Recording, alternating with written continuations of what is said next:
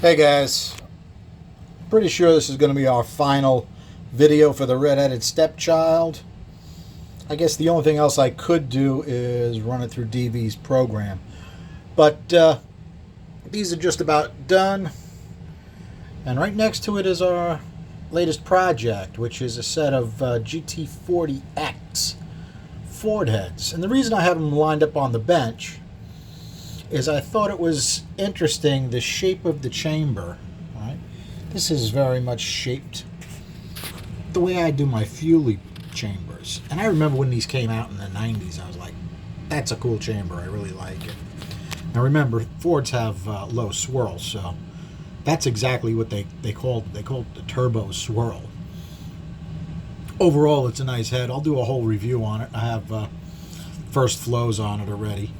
And but let's take a minute, and more than a minute actually, go through all of our flows: cylinder head, intake manifold, through the throttle body, and air speeds.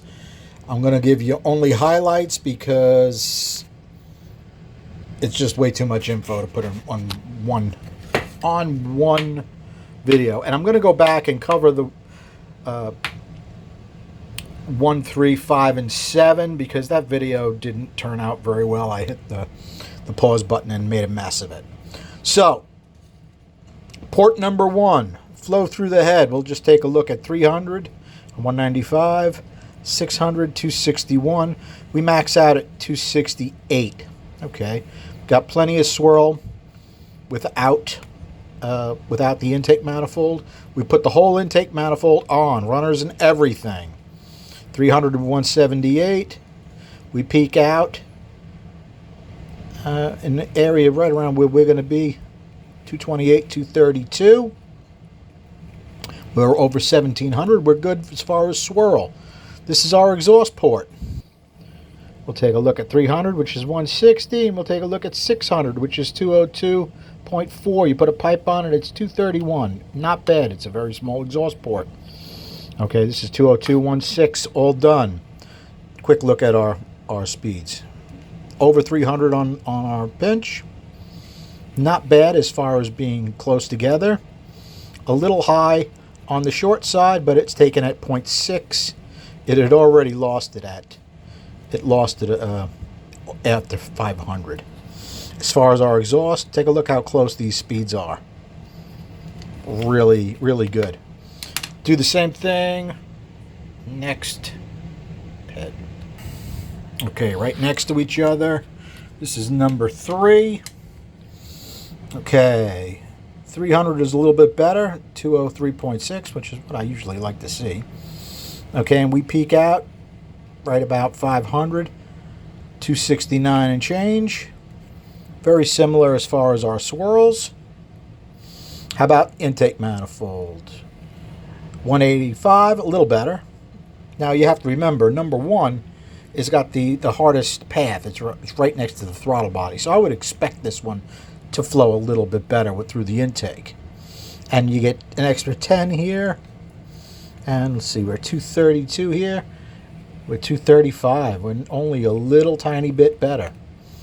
As far as our swirl, we're over 1700. We're good. How about our exhaust port?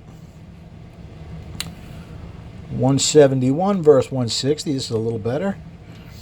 And at 600, we're 208, 235.5 with a pipe. Overall, this whole thing works a little bit better. Now, it's a casting. Everything isn't, even though I measure everything, you have to remember the port isn't in the exact same spot on every one, so it's going to react a little differently. Take a look at how much faster it is at the top of this pinch, right? The whole pinch is faster because it's moving a little bit more air. These are not the same. They've got a lot more activity on the roof. And our short side radius is fast in the center, but relatively even. 392, 396. Not bad. As far as our exhaust, not bad side to side. Damn close side to side. Pretty good all the way around. I actually did from 1 to 3, I did all the pluses and minuses. This one is pretty much better almost everywhere than the other port. Now, are they far off? No, they're fine. But always interesting to go through ahead, and even though you do everything as similar as you can, doesn't mean it's going to flow exactly the same. At least I haven't found it to work that way. So let's take a look. We'll go from 3 to 5. We'll take a look at 300. We got 201.6. See, I got negatives here. So this is comparing to this one. I don't think I did that on all of them. So it's down a touch there, right? It's down a touch here. This was 269. This is 266. Still really close. Our swirls are extremely close. How about with an intake? 184, 185, damn close. Over here, 235.4, 235.2. Can't beat that with a stick. And we are right at 1700. We're good with our swirl. How about our exhaust port? 180. It's a hair less than we were over here, right? 300. I'm sorry. This was a little bit low. This is 171. And we top out at 209, 232. Not bad. These are a little bit faster on the roof like the last port. These are quite close together. They're actually better than the last one. And our airspeeds across the short side's a little bit better. But yet, we're down almost everywhere. So, you figure it out. Side to side here, very close. Very close. Looks pretty good. This is a little bit further dead than I'd like to see it. But overall, not bad. And if we take a look at our peak numbers, 269, 266, 235.4, 235.2, not bad. Okay, so this is number 7. I'm going to imagine that these are pluses and minuses versus this one. So what do we got? 300, very good. 213.7, that's probably one of the best ones. Okay, we top out at 270, which is a little bit better than this one, 266. The other one was 269. Not bad. How'd we do as far as... I got some scribble here. Sorry, guys. 300, we're 203. 203.5. That sounds awfully high. But I can see I did it twice. 203.2, 203.5. That's what it is. At 300 through manifold. That's really, really good. That's because this is one of the best flowing ports. That's why. Okay, 245, we're up 10. Okay, it's a little bit further down the plenum. It's got a little bit easier turn into the runner. It makes a difference. As far as our swirls, what? 2588. 2,661, very close. And as far as we're over 1,700, we're good with a swirl through our intake. How did our exhaust port do? It topped out at 208. At 300, it's 160. It's a little low in the mid-range, but still it tops out. It tops out fine in 235, which is really good. Same thing with this port. A little fast on top. These aren't quite as even as the last bunch. And we're very close here as far as the last one we looked at. How about our exhaust speeds? Very close. Very close. Not bad. Overall, that head, I'm very happy with the way it turned out. If you disagree with me, say something in the comments. Okay, guys, I filled in the pluses and minuses. So we're going from 7 to the other head, which is number 8. How did it do? It was down a little bit everywhere. This one was really good at 300. This is down to 194. We top out almost the same, 270, 268 and change. It starts to lose it over the short side. Plenty of swirl. How about with the intake manifold? 300. Go from 203.5, which was, I'm sure, our best flowing runner, to 176 and change, which isn't bad through an intake manifold. And we top out around 227, one of our lower flowing ports. How'd we do on a swirl? We got over 1700. We're good. And our exhaust port is down pretty much everywhere as well. Now, you know what? We do need to explain to everybody, right? Chevy's got a port that turns, as far as depends upon which way you look at it, right? A left and a right, and a left and a right. If you think they're going to flow exactly the same, they're probably not, okay? And it never fails whenever you're porting them. Like when you're working on this wall, it's way harder to get this wall on either a right-handed or a left-handed. So that's where I think some of our discrepancies are, is literally where the ports are in the head. Another thing you have to look at is our exhaust ports, right?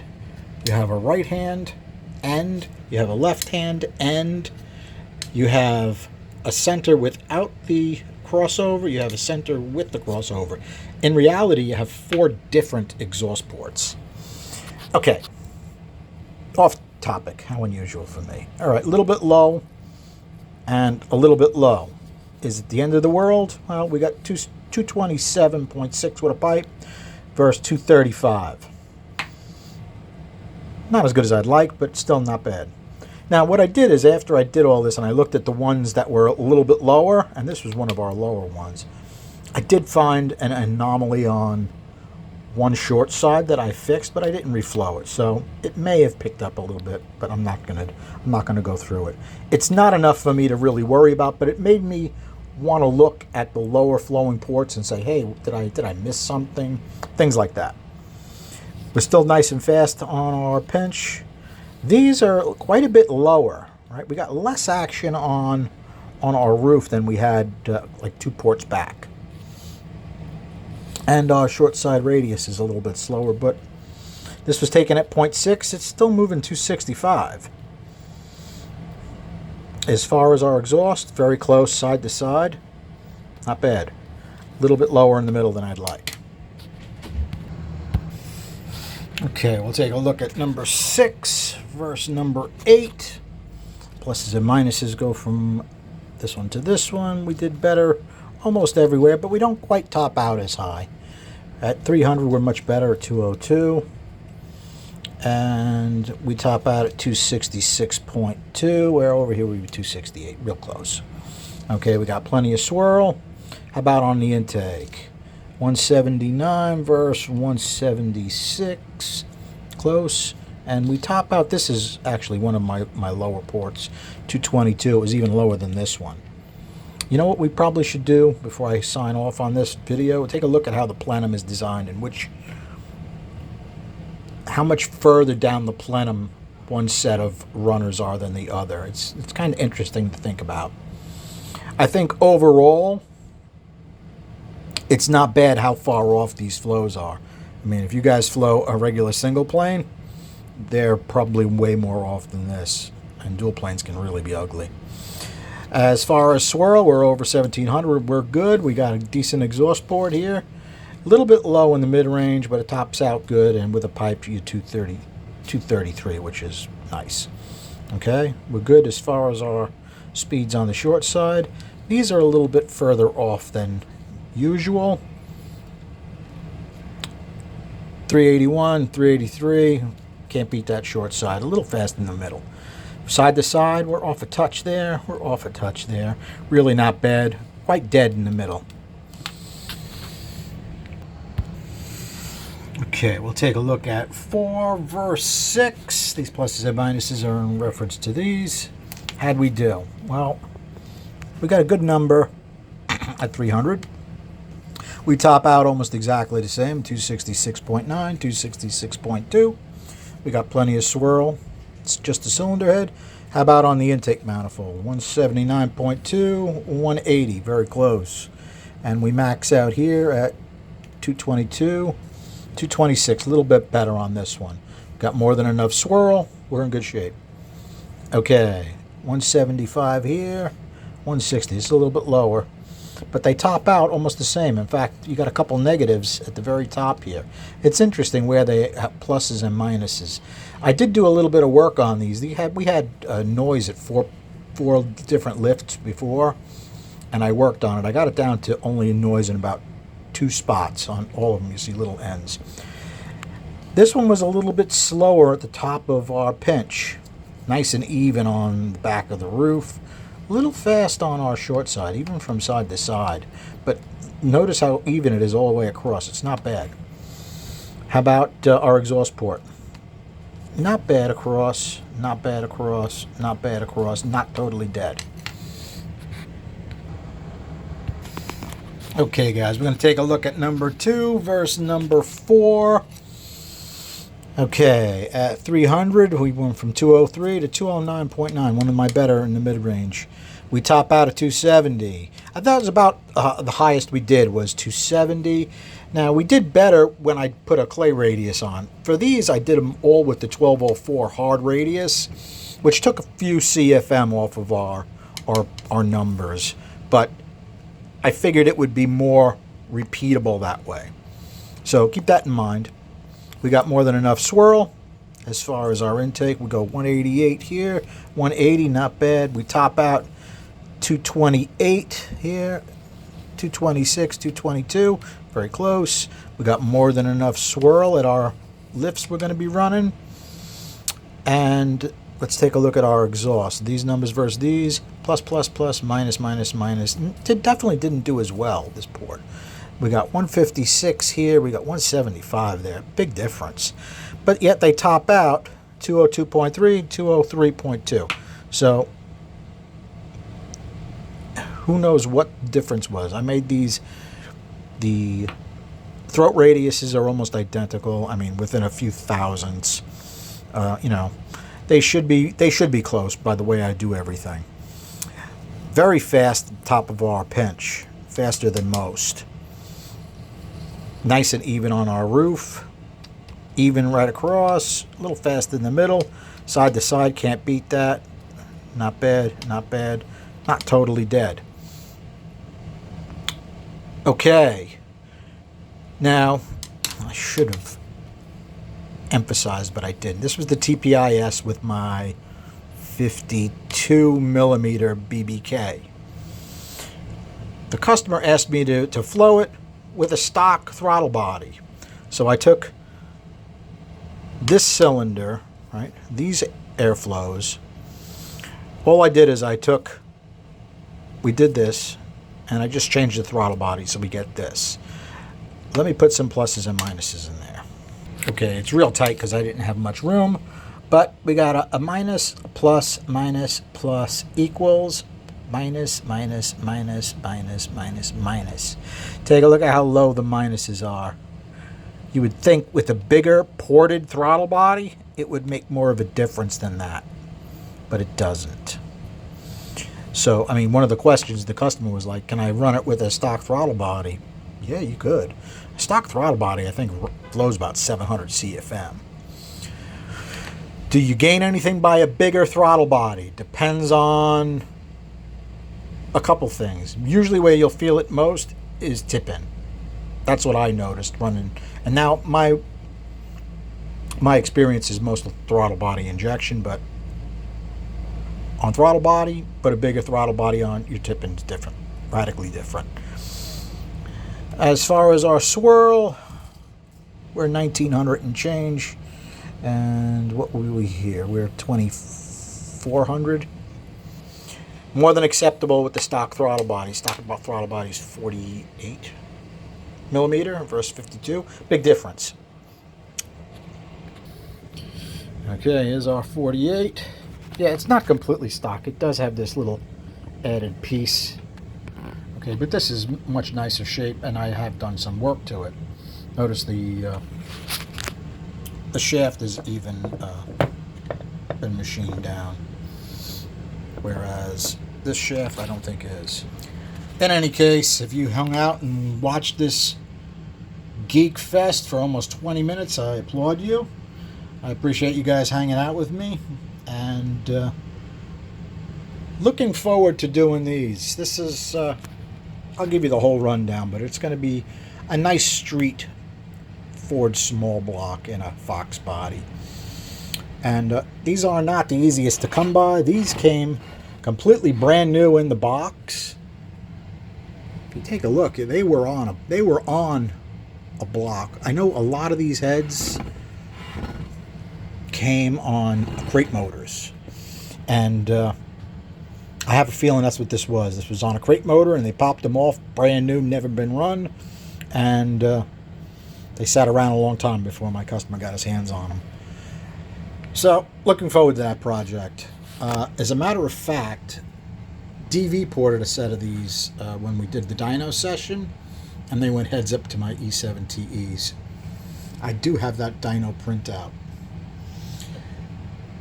It's very interesting because they're fully ported with a much bigger port, but they actually lost on the horsepower to my E7s. They were better in the lower end torque, believe it or not.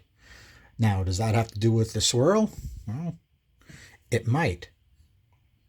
Interesting to think about, right, guys? Thanks for hanging out, guys. Have a good night.